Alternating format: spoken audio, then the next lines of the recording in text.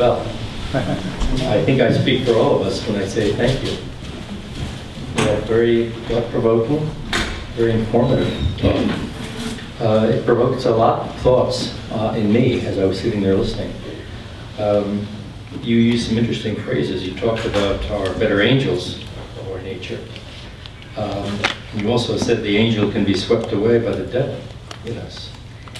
And share a story with you that you may not know, and I certainly appreciate your comments about my father. My father was a combat soldier in World War II. He was there when they liberated some of the camps. He didn't know, by the way, at the time, that his own grandmother was murdered in Auschwitz. He didn't know that until years after the war. And had a very profound effect on him, all the things that he saw. And he is known best, my father, as a former prosecutor and also a lifetime advocate for the rule of law, peacemaker. You talked about how different people can behave in different circumstances. You touched on the fact that many of the perpetrators of the greatest atrocities known to mankind were very well educated. They were us. We were them. Different circumstances. My father gave a lecture at the International Criminal Court to the prosecutor's office. There were about 100 people in the room, very similar to this room. I was sitting in the front row, and when he was done, I raised my hand and asked him the first question from the audience. I asked him to recount a story that he had told to the taxi driver on the way over. And it's a story, I'm guessing, that you have not heard. And I tell it for a reason tonight. My father, as an interrogator, after the liberation of the camps, he was a war crimes investigator, and he interrogated a German colonel at one of these camps. My father at the time was only a sergeant. The colonel said to him, "You are not entitled to interrogate me. I'm entitled under the Geneva Conventions to be interrogated by somebody of my rank or above." My father stripped him naked, put a gun in his face, and said, "Either you're going to write your confession, or I'll give you a piece of paper you can write a goodbye note to your widow, because I'm going to kill you right here." And in fact, the way my father describes the story, and he was probably about 25 or 26 years old at the time, he was probably 25 when this was happening. He said he was shaking with such rage that the only thing that prevented him from literally pulling the trigger and blowing that man's brains all over the room was that somebody else was going to have to clean it up. And he came this close himself to being the devil within us unleashed.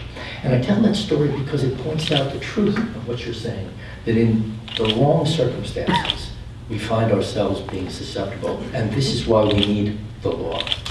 And this was so provocative. I was thinking so many things. You know, I always think the best talks are the ones where we find ourselves not daydreaming, but our minds begin to wander because the speaker is touching on so many things. And, you know, you've had so many things that you said to us tonight. And one thought that occurred to me is that going way back to the first ancient code, the Code of Hammurabi, some of you may know, could be one of your distant relatives for all I know, who was the great lawgiver, 2,000 years before Christ. In the preamble to the Code of Hammurabi, it touches on something that I think you touched on. It talks about why Hammurabi is giving the law. And he says, "I'm giving this law so that the powerful will not harm the weak." And I think you've actually gone even beyond that. You've talked about how law, the framework of law, protects us, not only from the powerful harming the weak, but the powerful, in some cases, harming themselves as well, by creating this breakdown, this alienation between people. And you've raised so many important fundamental questions about what does it take to get through to the mind of the oppressor? Could an act of kindness by the oppressed, by the victim, actually begin to make the perpetrator of these crimes see them not as the other, but as like me in some fashion? I don't have answers to these deep questions, and I appreciate your posing them and touching on so many of these important issues.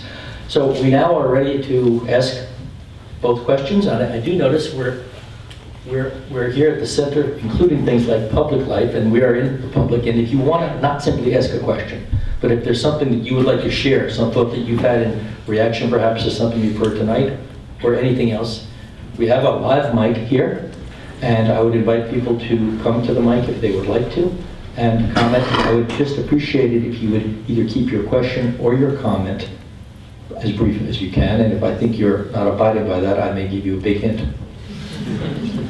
Okay, Anybody? Can I start asking myself a question? Is that my glide? Yes. Okay. But it's not so much asking myself a question, but now you prompted me to think another thought. When Gita Sarani was interviewing Franz Stangl over the course of 14 months, initially the interviewing was fairly formulaic. She would ask him the normal questions one would expect of a journalist, and he stuck firmly to his superior orders defense, and that he could not feel, his conscience was clear and he could not feel guilt. And she felt very quickly she wasn't making any progress, so she abandoned that approach. And she said to him, "Tell me about your childhood. Where were you born? How was the relationship with your parents?" And he began to break down. And so I think the kindness route is something we have to examine more of, because ultimately it's that route that took her to a position where she brought him to the very brink of a full confession. And for the only commandant to have been of an extermination camp, of course Auschwitz-Birkenau was extermination and labor, but a complete, a single-purpose camp like Treblinka or Sobibor, for him to get to that point was really quite astonishing, and if he could only have gone one step further, which is where he should have gone. And so I think this requires further investigation, further understanding of human nature. That it's so counterintuitive, it's so almost impossible that if you're being tormented and your family is being murdered in conditions that are unimaginable, that you should show the tormentor any kindness. But maybe that's the key that will unlock something within them. And so I think it's worthy of continued examination.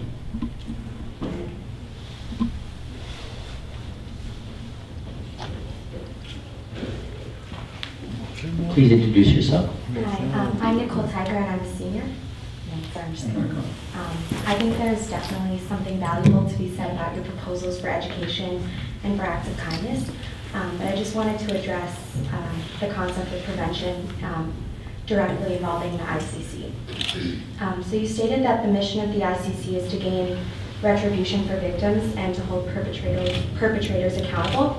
And you also stated that one step further than the pursuit of truth would be to secure an acknowledgement of wrongdoing. So my question is, I see how that would serve to rebuild communities, but in what way do you think these missions and goals work towards prevention as in terms of the ICC and in terms of the never again policy after the Holocaust? And do you think it's reasonable do you think it's a reasonable expectation of the ICC for them to be able to prevent these crimes? Yeah, it's a very good question. I think there are a lot of my colleagues who will be very angry at me because they'll say, Zeid, it's hard enough just to punish the guilty. And we are still so far away from creating a court that's universally supported, where people will not commit these crimes, and if they do, they'll be punished. I think the thing for me is that it seems still very crude in one way, that these people can have committed so much in the way of atrocities and will be locked away, but will never utter a word, never believe that they are guilty. I mean, there's something sort of perverse about it. There's something that, that's distinctly lacking. If I were the family of someone who was lost to this sort of thing, of course I would like to see the guilty punished. But I would like to hear them understand what it is that they've done. And if they don't, then shouldn't we aspire for something more longer term? And I think this is the fundamental question that we have to ask ourselves, because otherwise it's very crude. Punishment, or rather crime punishment. But what sort of punishment? You want them to, and I don't believe, I have really very little trust in the truth and reconciliation processes and and plea bargains, because you're offering them something to tell the truth. And you can't really believe if I was accused of these horrible crimes and someone said to me, you know, if you were to say this or that, you know, you could potentially receive a reduction of sentence, you could, you know, we could, I mean, if it were that easy, and all these people who are entering plea, entering plea bargains or confessing at Truth and Reconciliation Commissions, well, why on earth then, given the thousands of people who were convicted or brought to trials following the Second World War, do we see such little remorse on the part of the perpetrators? It doesn't work here. I'm very conscious. I have two very dear friends who are both criminal lawyers and not criminal and civil, and so I have to be very careful that I know what I'm talking about here. But there is something that is missing, and it's an aching void, I think, that we need to begin to work on. But thank you for the question. I'd like to react also to that question, because I think inherent in your question, you touched on, will the court prevent crime? And I think the answer is this, at least from my vantage point. I think of the court in the same way that I think of domestic courts. The fact that we have homicide laws doesn't stop homicide. But I'll tell you something it does do. If somebody kills somebody that I love, and I know that person can be prosecuted in a court of law and brought to justice, I don't have to do it. And there, of course, are places in the world where there is a breakdown of the rule of law, and so people take the law into their own hands. And just to give an example of something that was in the news recently, most of you probably have some awareness that the Palestinian Authority recently obtained an observer status at the UN, and immediately the United States government, was literally the next day in the New York Times, there were elements in the US government who said if the Palestinians dare to go to the ICC to try to bring grievances against Israel, that the US government will cut off all aid to the Palestinians. And I wrote a letter in response to that to the New York Times. It wasn't published, but it was published on a blog, saying this. I said, does that make any sense? Where people are trying to legitimately access courts, to cut off that access plays into the hands of those who would use force rather than use law, but because they say, well, we have no place else to go. So in one respect, I think having the court, hopefully it will deter crime, the commission of the crime, but it also provides a mechanism. We used the word international criminal court system when you were speaking. It's part of a broader world view and a world system. There is justice. People don't perhaps as much have the need to take it into their own hands. Just a thought. Thank you for your replies, because I believe in a very similar theory that understanding leads to prevention rather than just crime and punishment. So thanks for your You're right. Thank you. My name is David Rosenberg. After the Nuremberg trials, the world said never again, and that turns out to be not the case. There have been genocides after that.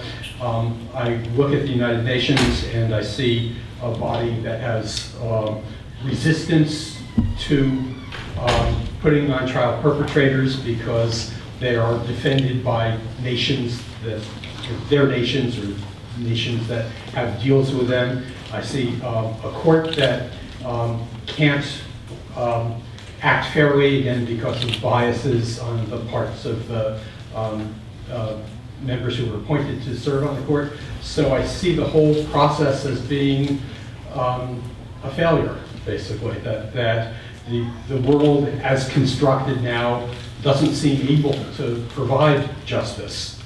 And I wonder if you have any reason for optimism. End of question. No, there is no doubt that we are passing through a 20 to 30 year transition where all that has been must be replaced by all that will be.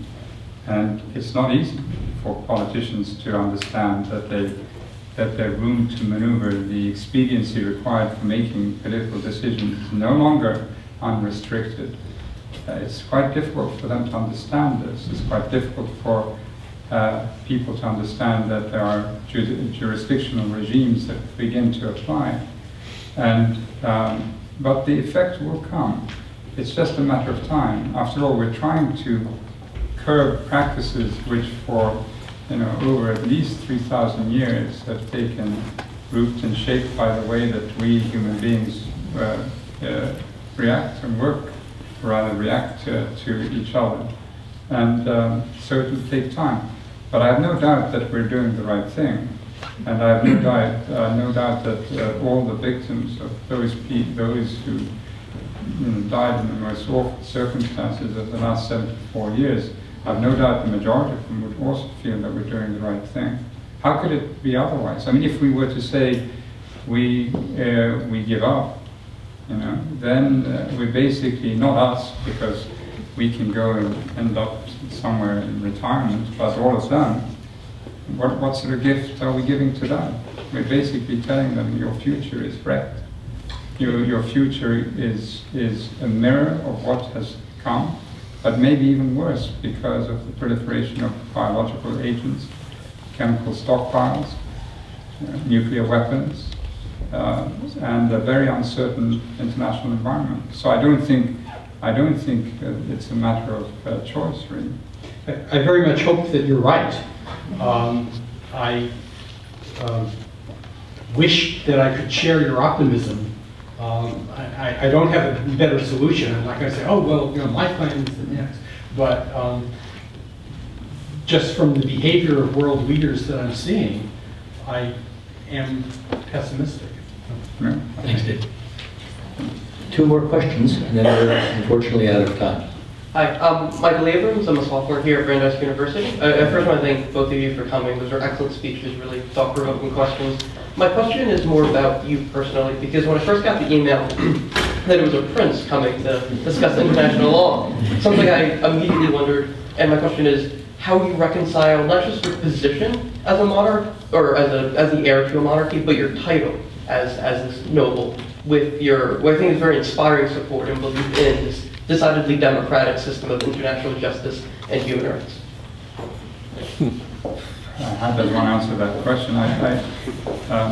Several years ago, I was in London and for an important meeting, and I took my wife and our son was only maybe about a year and a half, and the 3 of us were tucked in one bed, and I desperately needed to sleep. I was jet lagged and I had this important meeting, and our little boy was rolling all over the bed, keeping me awake. My wife kept talking to him, singing songs, and eventually I sat up and I said to both of them, may I remind you, I'm an ambassador and I have meetings tomorrow, so you don't tell it. I didn't sleep or wink the whole night.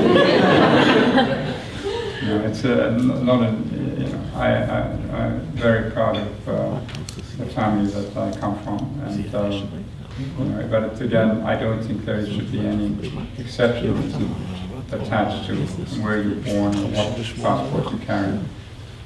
I think we have to begin to understand, and Amartya Sen wrote this wonderful book, I mentioned it the other day on Charlie Rose, wrote this wonderful book on identity and violence.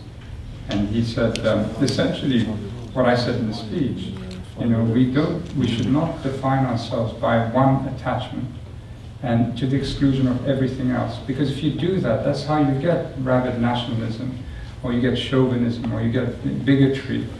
We are in the modern age. We have many labels by which we identify, or to which we identify. And in the modern age, we have to keep all of this in balance. So I'm proud of where I'm from. I'm proud, but it doesn't make me exceptional.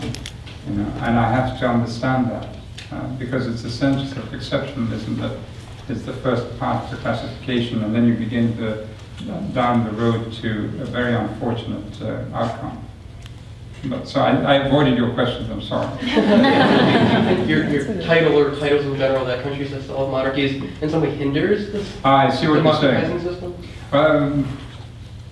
I don't know. I went to school in Connecticut the other day, and someone who is really quite brazen got up and said, with the Arab Spring, are you finished? That's it. So I explained that we are not prophets, and certainly we have to understand that we work for people, we work for our people, and we have to listen to them very carefully, and we have to do the right thing. We believe that given the winds and how dangerous the region is, that our steps toward a complete change within the country need to be measured steps. If we were to jump on the tightrope in front of us, given the winds that we have, things could fall apart very quickly. But I think we're very sensitive to the fact that nothing is taken for granted. Thank you. Thank you. Thanks, Mike.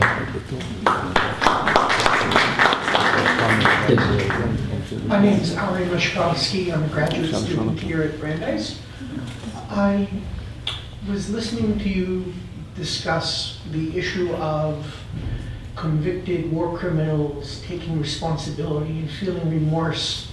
And in the context of your worldview that would have the court and the process of a trial as the central mechanism in policing humanitarian law and international human rights, it raised two questions to me. The first is, a trial is inherently adversarial.